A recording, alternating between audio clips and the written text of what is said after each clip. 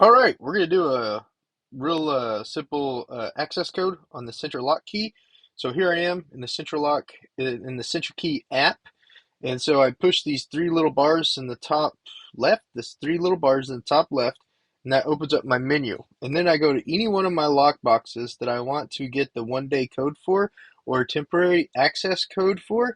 And so up there at the very first line, my lock boxes. I click my lock boxes right there. And then once I get into my lock boxes, then I want to go down to the fourth one down. 1, 2, 3, 4, get access code.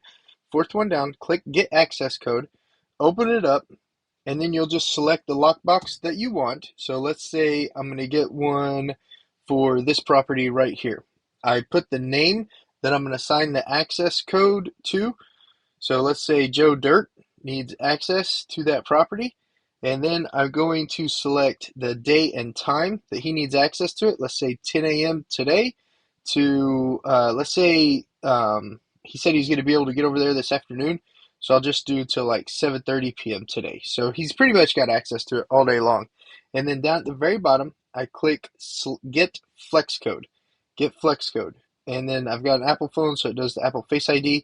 And there's the flex code right there. I can screenshot this and send it to Joe Dirt, or I can hit this forward button right here and send it to Joe Dirt via Messenger, via email, via all these different ways that you want. But I like to just text it to them, is what I like to do. And that's how you give someone a 1-day code.